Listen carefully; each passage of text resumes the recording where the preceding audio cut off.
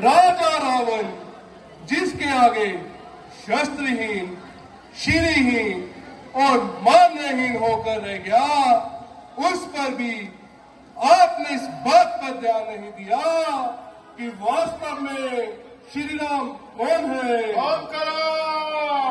शत्रु को श्री लगाकर संबोधित मत करो।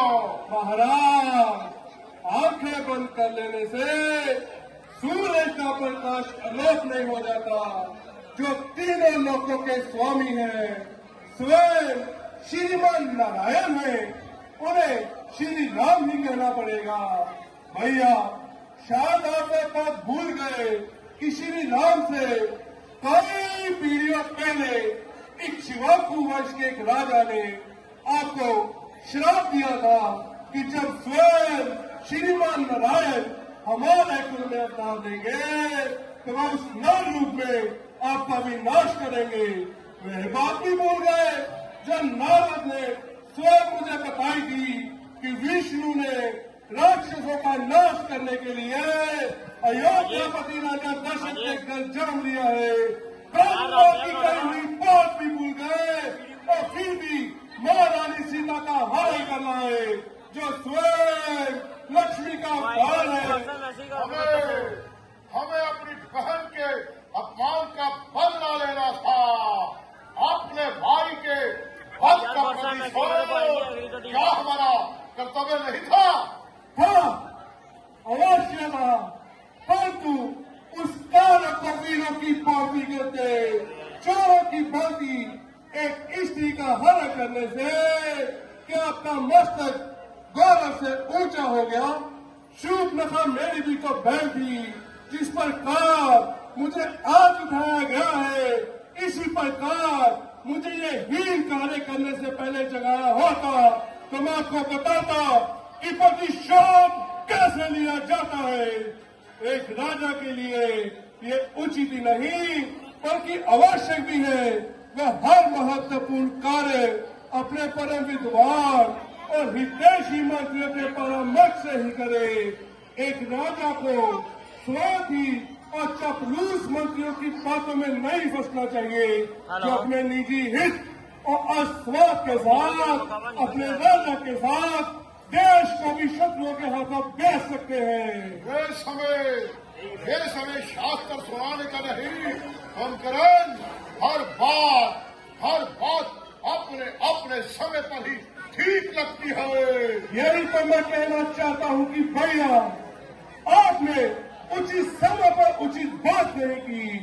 नीति कहती है पुरुष को धर्म, अर्थ और काम का सेवन उचित समय पर ही करना चाहिए। जैसे प्रातः काल में धर्म का, मध्याह्न काल सेवन का और रात्रि काल में काम सेवन का विधान है, और इन तीनों में से धर्म श्रेष्ठ है। और जहाँ अर्थ और काम का सेवन धर्म के विरुद्ध हो, वहाँ हमें इन दोनों की अपेक्षा करके धर्म के अनुसार ही चलना चाहिए।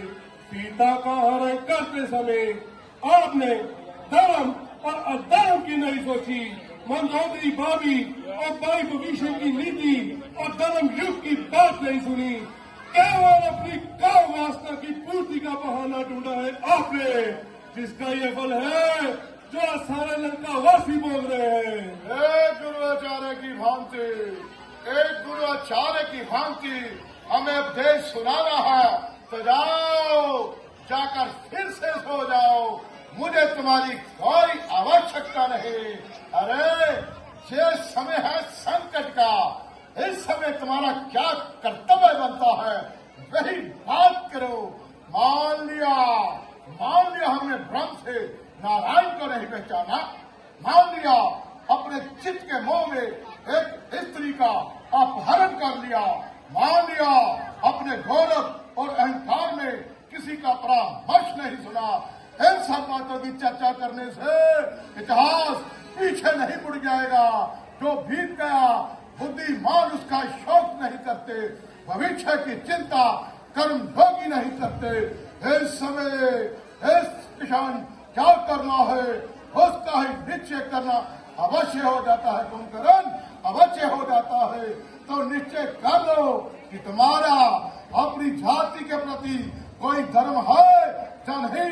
अरे तुम तो हमें शास्त्र सुना रहे हो। शास्त्र में तो यह भी लिखा है कि यदि भाई ने कोई अपराध भी किया हो, वो अपराधी भी हो, तो जो संकट के समय साथ खड़ा रहे वही भाई कहलाने के योग्य होता है। अपराधी को शिक्षा तो सभी दे सकते हैं, प्रेम तो भाई वही होता है जो संकट के समय साथ खड़ा रहे, सहायता करे, शिक्षा न दे। सोच लो, रावण के कारण ही सही, परंतु रावण के साथ सारी राष्ट्र जाति का विनाश हो जाए। तुम्हें स्वीकार है या नहीं? अरे तर्क का समय नहीं है।